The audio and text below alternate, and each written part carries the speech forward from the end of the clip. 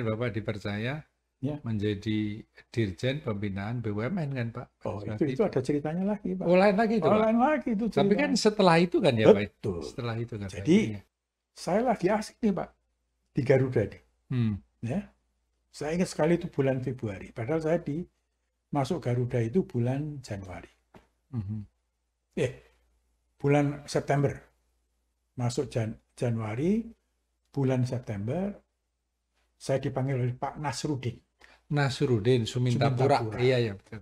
Mar, kamu gantikan Pak Mari. Balik Pak ke PKBUN. Karena waktu itu Pak Mari menjadi Dirjen Pajak. Oh iya betul Pak iya. Ya kan? Saya tanya. Saya bilang sama Pak Nasruddin, ini tugas saya belum selesai. Ya tapi ini perintah, udah kamu balik. Jadi periode bulan September sampai dengan bulan April itu saya punya 2 jabatan. Iya betul. Saya Direktur Pembinaan Garuda BUMN sama dan Direktur Keuangan itu iya. ya. Nah, yang gantikan saya di Garuda, Mas Bianto. Oh. Subianto. Sudah ada Direktorat Keuangan waktu itu ya Pak ya? Sudah. Iya, luar biasa. Nah, jadilah saya balik lagi Pak. Sedang asik-asiknya itu kan itu udah jelas Pak. Ya, tugasnya adalah produktivitas dan efisiensi BUMN. Jadi waktu itu pembinaan BUMN itu ditangani di satu direktorat ya Pak waktu itu ya. Terus ada masalah Pak. Komunikasi antara Pak Habibie dengan Menteri Keuangan. Masalah pembiayaan CN 235. Oh iya. Ya kan? Sebentar Pak Habibie kan lagi bikin CN 235. Ya waktu itu. Ya kan? Butuh pembiayaan. Pembiayaannya dari keuangan kan, dari APBN. Iya Pak. Saya nggak tahu apa, tapi yang terjadi adalah saya kemudian ditugaskan untuk membantu Pak Habibie. Iya. Nah, tugasnya jelas Pak, menjembatani. Iya. Jadi rupanya ada yang terputus itu ya Pak ya. Pak Habibie waktu itu masih Menristek kan ya Pak? Menristek dan Ketua BPIS Pak. Iya.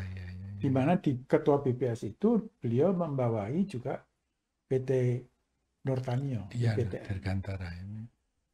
Ya, nah pada waktu itu dia sedang melaunch yang 235 itu. Butuh pendanaan. Nah, rupanya banyak komunikasi yang tidak klop. Waktu itu Menteri Keuangannya Pak Marlin. Pak Marlin ya Pak. Iya.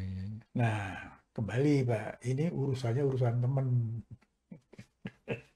Saya kan lebih gampang nih ngomong sama teman-teman anggaran. Sehingga akibatnya Pak Habibie merasa tertolong. Program CN 235-nya lancar. Sampai terbang akhirnya ya Pak. Sampai terbang. Gitu. Jadi apa ya? Kembali Pak. Saya kira juga bukan karena kebetulan sih Pak. Yang jelas Bapak bisa membangun networking yang luar biasa. Ya Pak ya. Kemudian Bapak bisa mendapatkan trust dari pimpinan karena berbagai karya-karya sebelumnya. Dan Bapak kan waktu di beberapa tempat kan sudah menunjukkan karakter bahwa seorang pemimpin itu tidak sebaiknya itu memperjuangkan anak buah kan Pak. Itu saya kira luar biasa. Itu kalau ditanya sama anak-anak buah saya yang dulu tuh, itu terasa sekali Pak. Mereka. Iya. Jadi waktu itu Pak, waktu Bapak menjadi promosi jadi Dirjen BUMN, itu perusahaan BUMN-nya kan masih lebih banyak dari sekarang sebetulnya, Oh Pak. ya, Iya, Pak.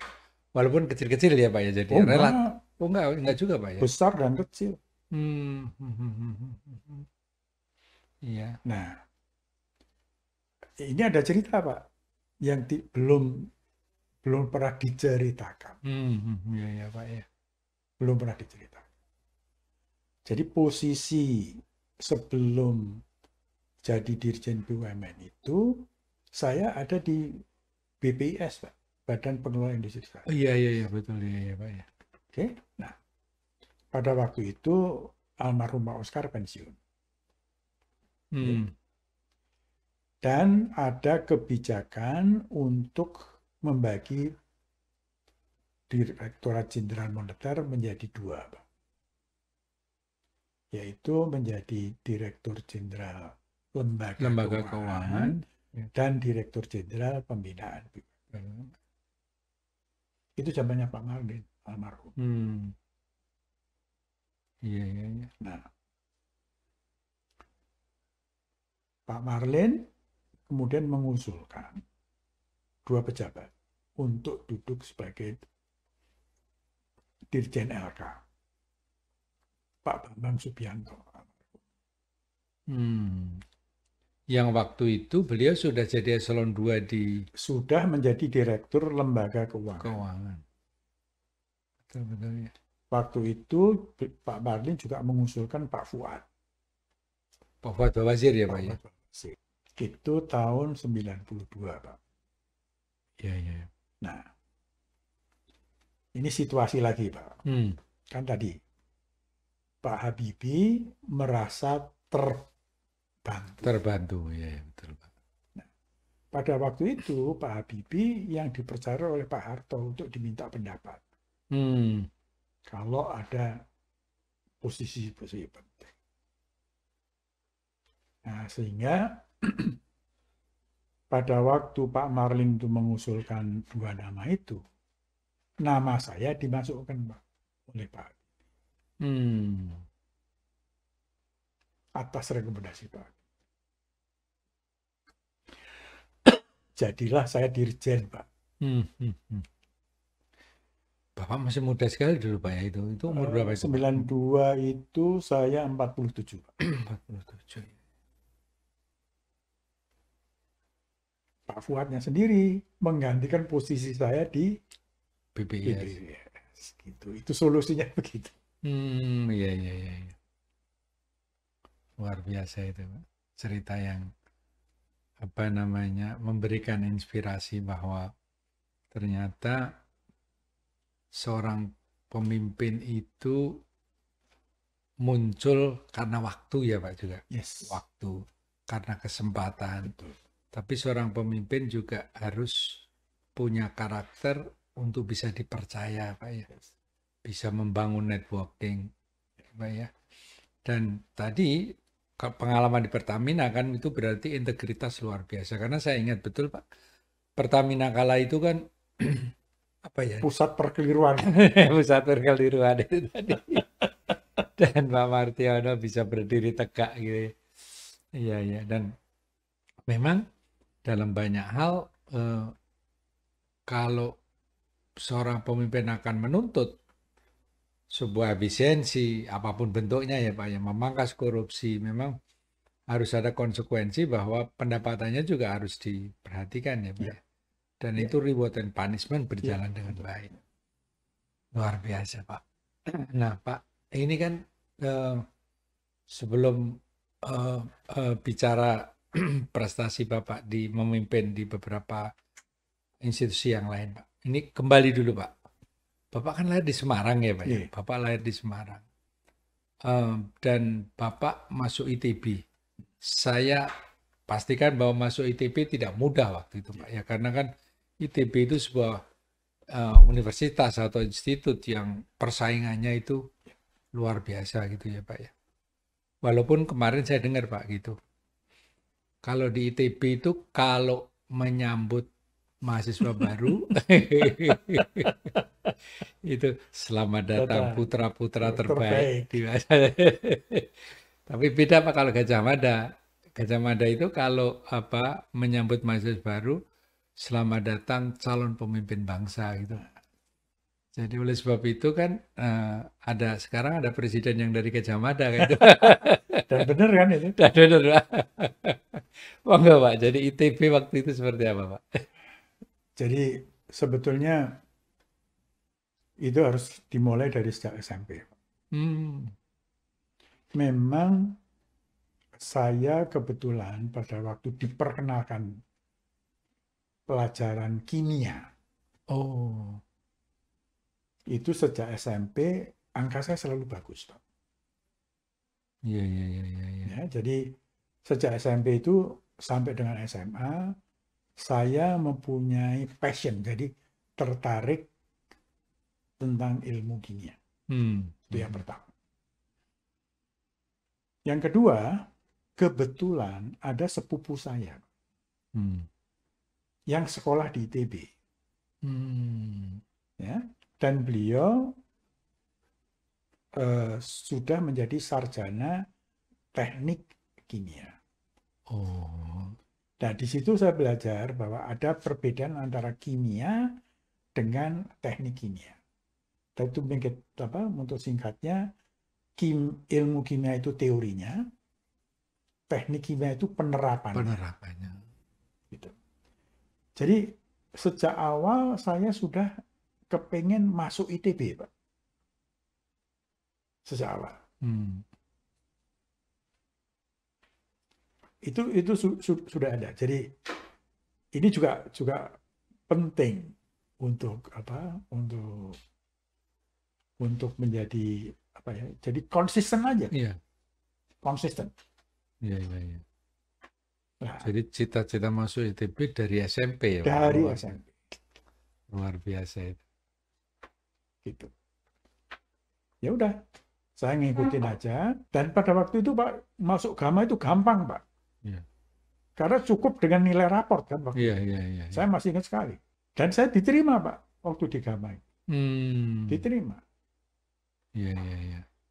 Tapi saya bilang saya nunggu hasil ITB. Diterima Pak di ITB. Terus kan ada Undip juga. Undip itu semuanya setelah Gama dan ITB. Ya saya ikut untuk penasaran aja. Nggak lulus tuh Pak. Saya Undip. Itu memang Tuhan melalui malaikat sudah mengarahkan itu.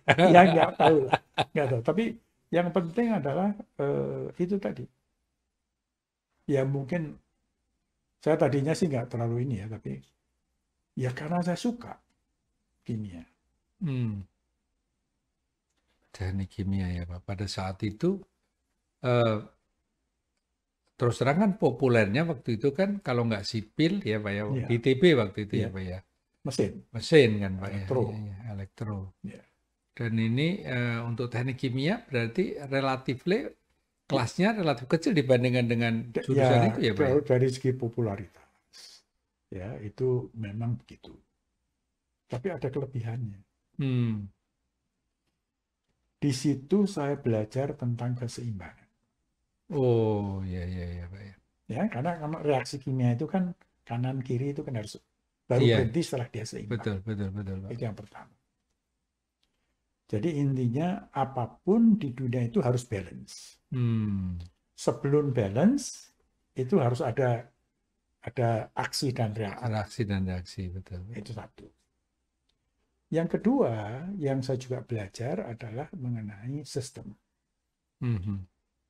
Ya, karena itu saya peroleh pada waktu saya harus menyelesaikan tugas akhir. Dan tugas akhir itu adalah rancangan pabrik. Rancangan pabrik. Nah, dari rancangan pabrik itu kita itu harus menggabungkan berbagai macam sistem. Jadi di situ saya belajar semuanya itu ada sistemnya. Iya. Nah, yang banyak juga ditanya pada saya, kenapa jadi kesasar ke Departemen Keuangan? Itu Pak. Iya, itu. Ya, Sederhana, Pak. teknik kimia kok di Kementerian Keuangan gitu, Ya, Pak. jadi ceritanya begini. Pada waktu saya membuat rancangan pabrik, ya, itu kan sampai kepada keekonomian. Jadi tidak masalah perencanaan teknik, tapi juga perencanaan Oh, ke jadi finansialnya juga ya, Pak ya? ada Pak. Walaupun sangat ini ya. Di sana saya menemukan ya, kalau saya robah spesifikasi dari alat-alat itu dan mengatur kembali balancingnya, itu bisa mengurangi investasi. Oh, iya, iya, iya. Oke, jadi itu yang saya temukan pada waktu saya membuat rancangan pabrik. Hal yang lain yang saya temukan adalah di kita itu di TB itu ada ujian namanya komprehensif. Ya. Ujian komprehensif itu menguji mulai dari tingkat 1 sampai tingkat. Kesimpulan saya cuma satu. Saya banyak yang tidak tahu. Iya, iya, iya, iya. Dan saya merasa ini yang lebih gampang gitu ya. Itu yang urusan tadi, ngotak-ngatik spesifikasi sehingga dia investasinya lebih bagus. Jadi atas dasar pemikiran itu, Pak, saya daftarnya kemana, Pak? Ke Bapindu, Pak. Oh, iya ya waktu itu. Jadi iya. saya termasuk yang pertama kali mendaftar ke Bapindu. Ora diterima. Karena Bapindu tidak butuh tenaga insinyur. Padahal menurut saya perlu sebetulnya. Perlu. Perlu sebetulnya. Dan itu akhirnya dipahami oleh Bapindu.